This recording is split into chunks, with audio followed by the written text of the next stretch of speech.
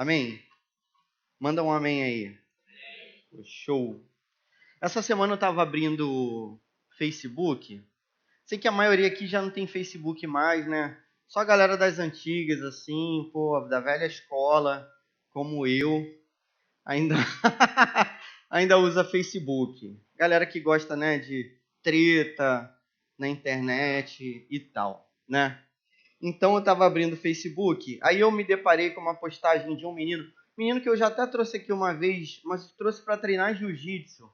Você viu que isso tem muito tempo. No tempo que eu treinava jiu-jitsu também, já não sei se você sabe, mas eu não fui muito bem no jiu-jitsu, aí desisti. Mas eu trouxe aqui para treinar na época, e aí depois ele voltou, aí por conta própria mesmo com a namorada, já até por esses dias.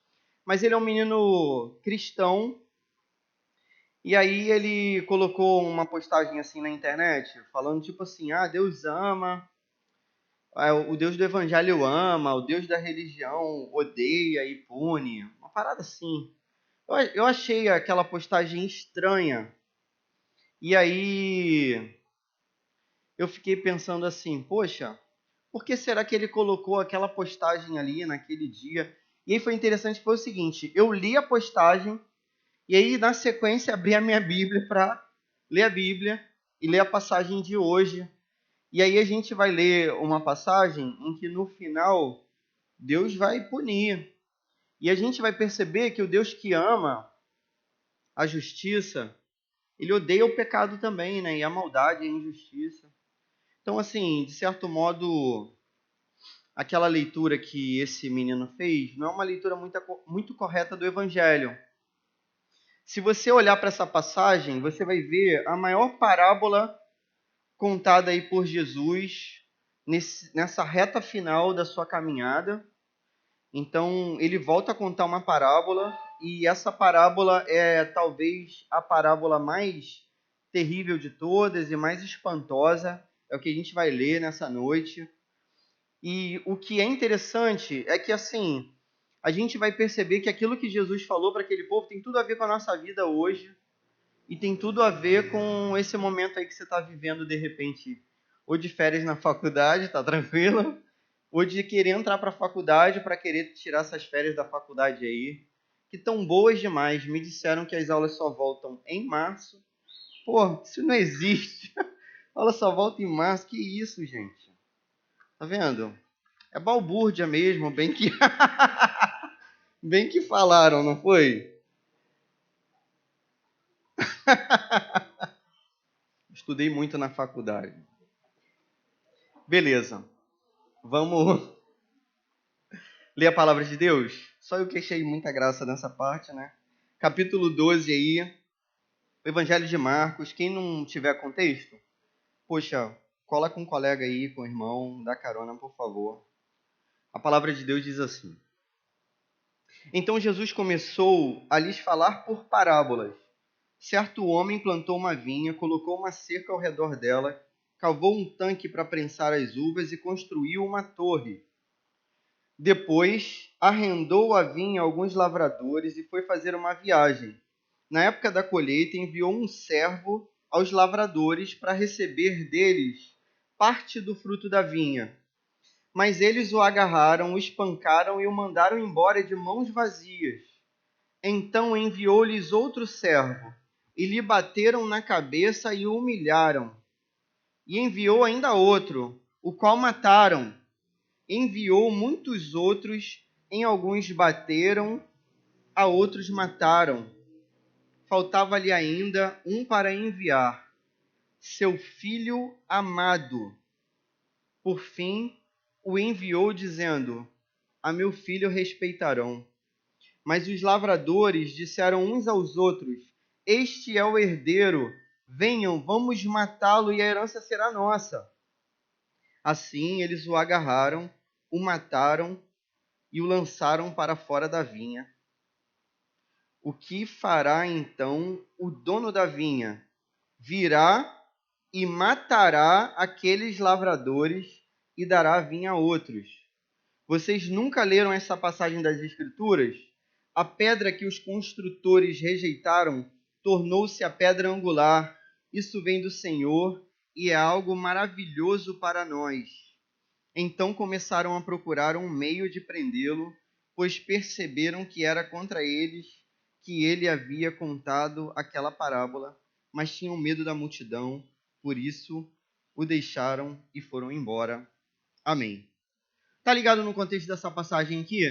Tá lembrado do que está rolando? Quem estava aqui semana passada? Semana passada. Levante a sua mão, semana passada. Pô, excelente.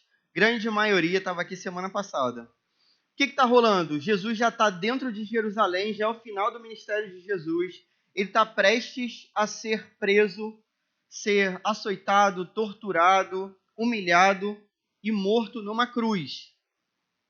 Nessa reta final, a gente já está aqui por volta de terça-feira. Quinta-feira ele vai ser traído, sexta-feira ele vai ser morto, domingo ao terceiro dia ele ressuscitará. E a gente conhece essa história muito bem. Então a gente está aqui na terça-feira, Jesus está cada vez mais combativo, Jesus já tinha feito uma purificação do templo, Jesus chega no templo com toda a autoridade, derruba as mesas lá, bate na galera, expulsa quem está explorando o povo. Essa parte bate na galera é uma parte espantosa para a gente. Jesus faz isso. Jesus expulsa aqueles homens que eram maus, perversos, que através da religião exploravam o povo, enganavam o povo, mentiam sobre Deus, manipulavam a religião. Jesus purifica o templo e Jesus começa a fazer discursos que são totalmente contrários às autoridades desse povo, dessa época, as autoridades religiosas. Então, a gente vai ver, né, na semana passada, a autoridade de Jesus sendo questionada. Os caras perguntam assim, pô, quem é você? Com que poder que você chega aqui fazendo isso? Derrubando as barraquinhas aqui dos camelôs, beleza, batendo na galera. Quem te deu autoridade para fazer isso aqui dentro do templo? Aí Jesus diz para os caras, e o batismo de João Batista? Me responde primeiro uma pergunta. Do céu ou dos homens? Os caras ficam com medo de responder e a gente não vai responder. Então também não vou dar resposta para vocês. Aí Jesus começa a contar essa parábola aqui. A parábola está sendo direcionada para esses líderes religiosos de um grupo chamado de Sinédrio. O que significa, né, esse grupo? São 71 homens que serviam de um conselho de vários grupos de líderes daquele povo aqui, que era o povo de Israel nesse tempo. Beleza? Então, assim, Jesus se dirige para esse grupo de líderes, 71 líderes aqui, respeitados pelo povo, mas que enganavam aquele povo. E Jesus começa a contestar essa galera com essa parábola. A parábola, se você reparou, se você já entendeu a parábola, é o seguinte: um homem vai, que é o senhor de uma terra, ele arrenda a terra. Então, o que é arrendar? É como se fosse um aluguel. Então, eu pego a minha terra, divido entre essa galera que está aqui, aí, pô, você planta aqui, você planta aqui, você planta aqui. Quando você colher, a gente divide aí o lucro da colheita. Beleza? Então, esse senhor faz isso, e quando chega a hora da colheita, e essa colheita é uma colheita demorada, quando chega a hora da colheita, ele envia um servo para pegar a parte dele da colheita. Só que, quando ele envia esse servo, você vai ver aí no verso 3, que os caras que eram lavradores, que deveriam estar satisfeitos com aquilo que eles receberam e deveriam cumprir a parte deles, não cumprem. Isso era um acordo pré-estabelecido, tudo bem? São pessoas que não cumprem a sua própria palavra. E pelo contrário, o pagamento que eles dão pela terra que eles plantam e por aquilo que foi produzido é espancamento. Quando Jesus se utiliza dessa parábola, ele está acusando com razão, beleza? Ele está acusando com razão os líderes daquele povo de terem espancado os profetas do Antigo Testamento.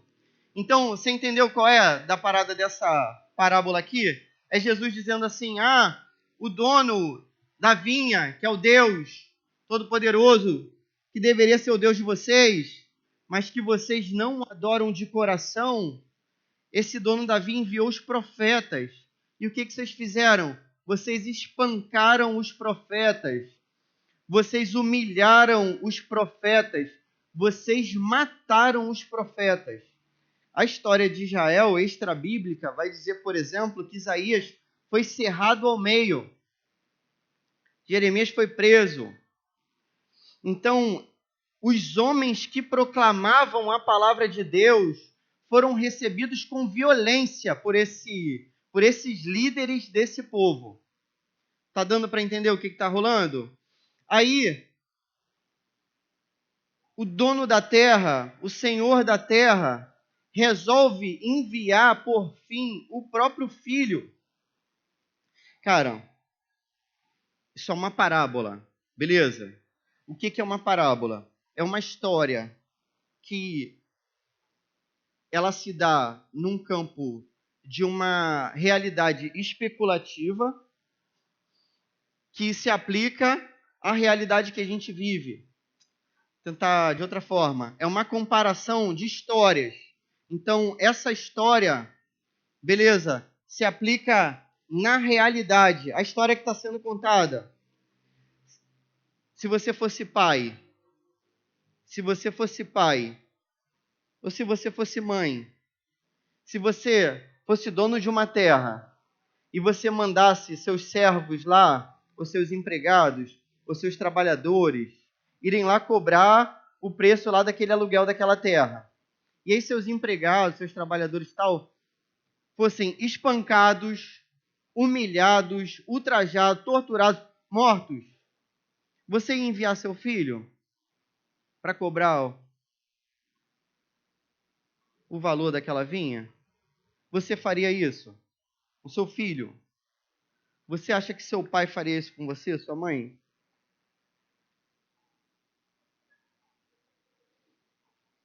Você acha que eu faria isso com meu filho? Isaac, filho da promessa, meu filhinho? Minha filha Esther, estrela, princesa, menina linda. Você acha que eu faria isso com a Estherzinha? O que é surpreendente nessa história é que, além de Jesus, dizer na cara daquele pessoal ali que aqueles líderes tinham rejeitado a Deus e agido com violência em relação aos seus profetas, o que é espantoso é que Jesus diz que esse pai dessa história, que está sendo comparado a Deus, vai enviar o filho agora, para que o filho seja morto. Está conseguindo entender? Aquilo que seria inconcebível em qualquer realidade está sendo apresentado na realidade última, que é a realidade do Evangelho, da Palavra de Deus. Então, isso não aconteceria, mas aconteceu. Esse é o nível da misericórdia de Deus em relação a essa galera aqui. Por fim, além de Deus ter feito tudo por esse pessoal, além de Deus ter enviado os seus profetas e a sua palavra através dos profetas, Deus age no máximo da sua misericórdia enviando seu filho.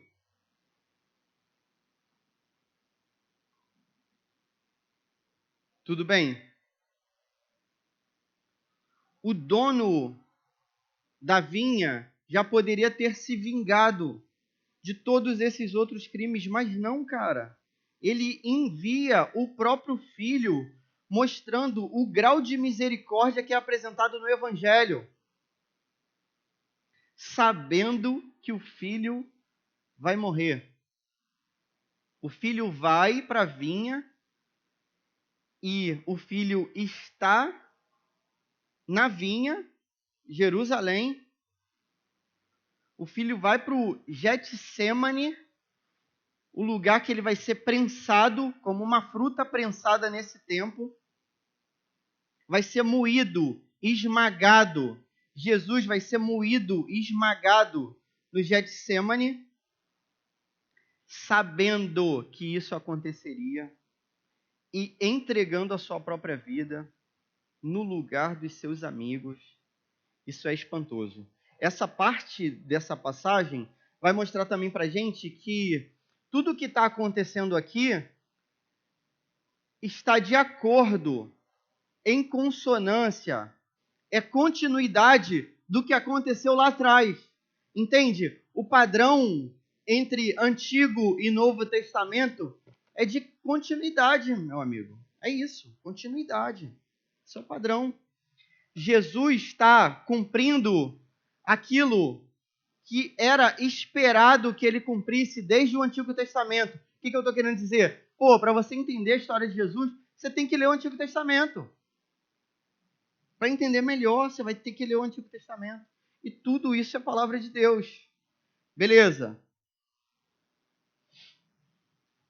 Quando aqueles homens matam o filho, Jesus faz uma pergunta retórica no verso 9. O que é uma pergunta retórica? Pergunta que você, já sabe a resposta. Olha só o que ele pergunta. O que fará então o dono da vinha? Verso 9. Virá e matará aqueles lavradores e dará a vinha a outros. Vocês nunca leram esta passagem das Escrituras?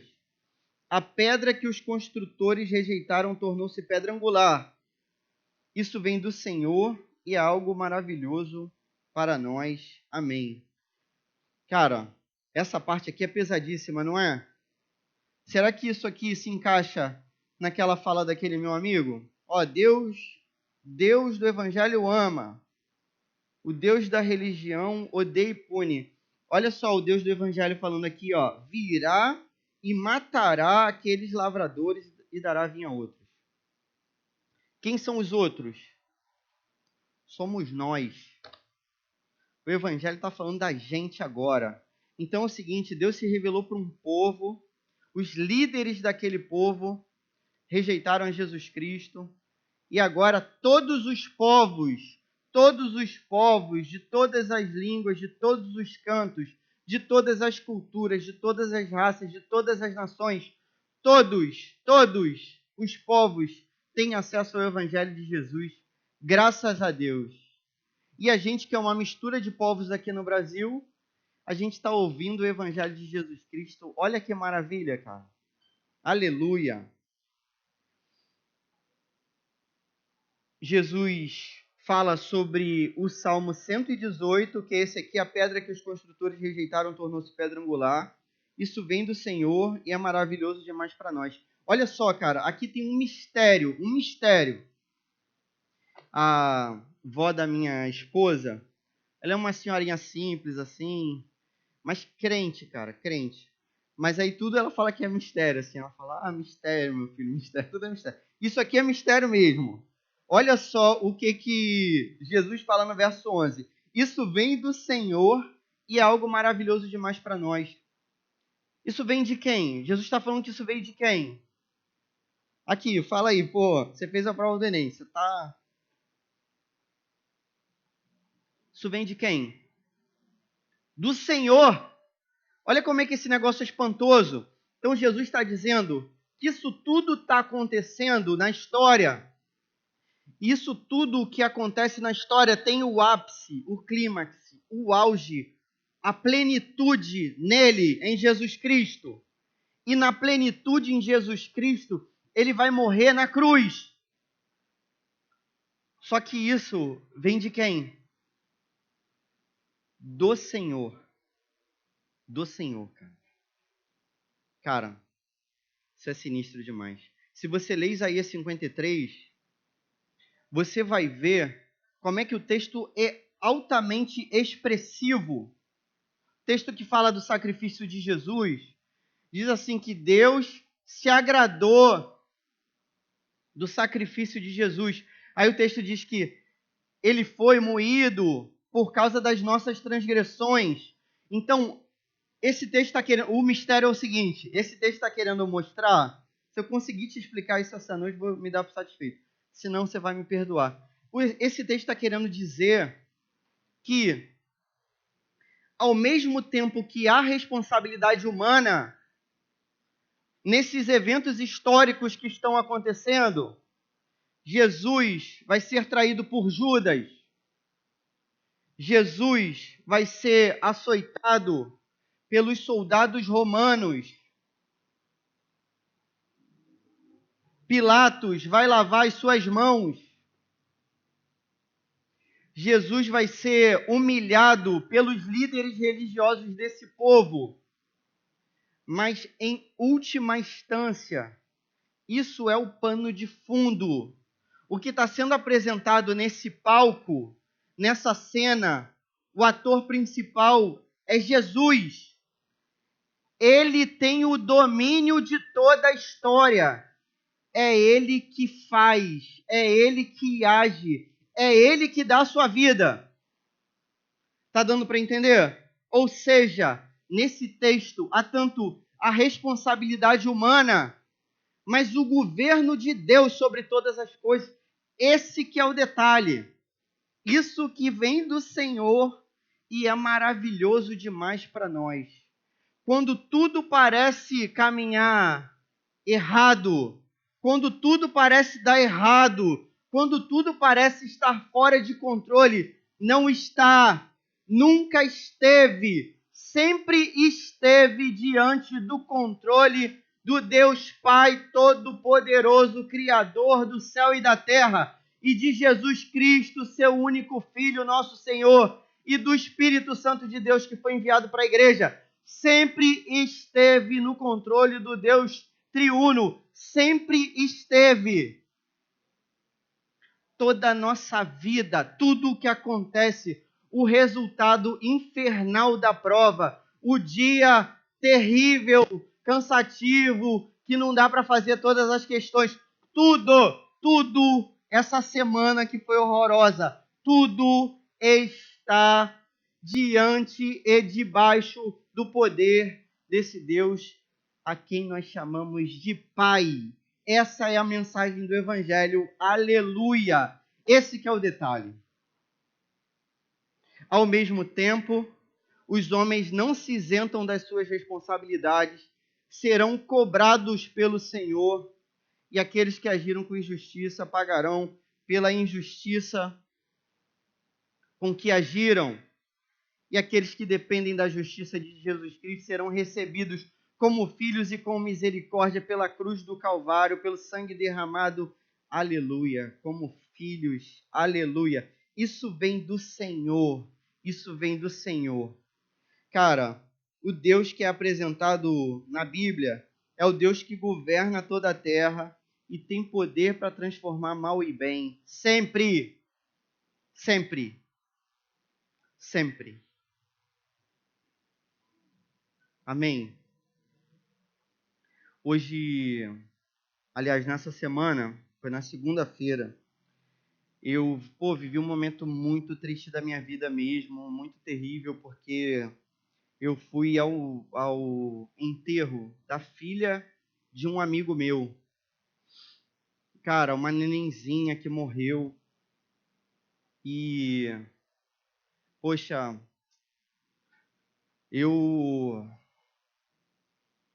enquanto ela estava doente, cara, eu orei para que ele pudesse ver a filha dele crescer. Como no momento em que eu orava, eu via minha filha brincando na minha casa.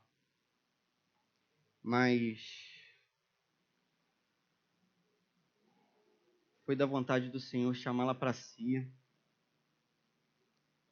O mais maluco de tudo isso é que esse cara é crente, muito provavelmente mais crente do que eu. E aí no enterro, cara, o cara teve condições de falar. É um menino novinho, a esposa novinha. Cara, uma tristeza sem tamanho. Meu coração ficou devastado mesmo, literalmente. Mas ele teve condições de falar, cara. E ele disse exatamente isso. Cara, Deus é bom. Ele governa toda a terra.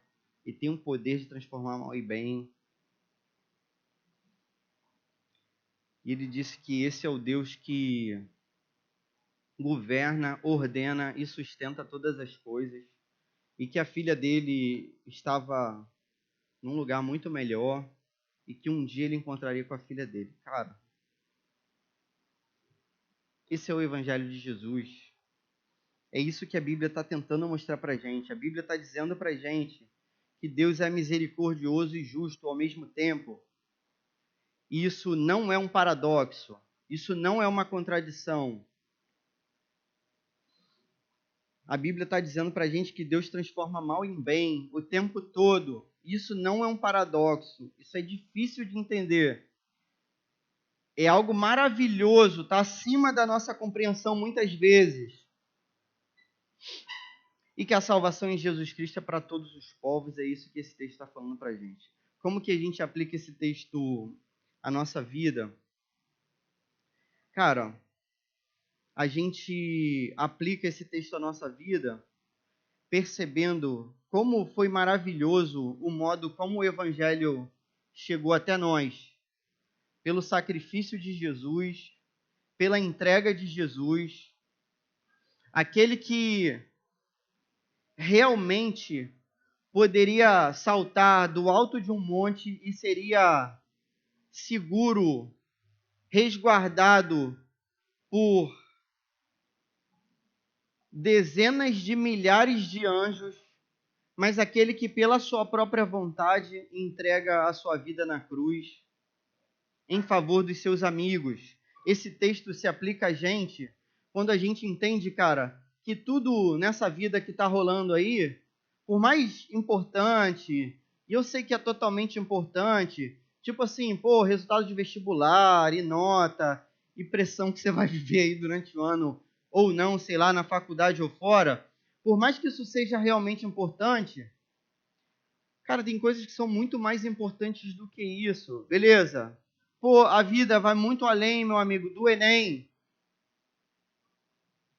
Deus agiu com misericórdia para nós, cara. E olha que bênção. Essa misericórdia dele dura para sempre. Ela se renova a cada manhã, dia após dia. É isso que a Bíblia diz para gente. A Bíblia garante para gente que ainda que esse resultado tenha sido péssimo, Deus está no controle de todas as coisas e Ele há de transformar mal em bem para a nossa vida, como Ele sempre faz. Como Ele sempre faz. E a vontade dEle é sempre boa, perfeita e agradável. Sempre. É isso que esse texto diz para a gente. Teria um texto melhor para a gente ler nesse dia? Com certeza não, né, cara? Deus prepara todas as coisas com todo cuidado para o nosso coração. Deus é bom. Deus é bom e sempre bom. Aleluia. Vamos orar? Senhor, muito obrigado pela sua palavra que tanto conforta o nosso coração, apesar de tantos sentimentos que nos acometem, Pai, e nos trazem tantas vezes medo, angústia. Senhor, muito obrigado porque na eternidade o Senhor resolveu nos amar e enviar o teu Filho ao mundo. E há 2000 anos o teu Filho veio ao mundo e pela sua própria vontade se entregou naquela cruz, Pai, para que a gente pudesse compreender o seu evangelho hoje e viver a maravilha do seu evangelho e a segurança do seu evangelho, Pai. Em nome de Jesus, nós queremos ser fiéis como aqueles que foram no passado, Pai.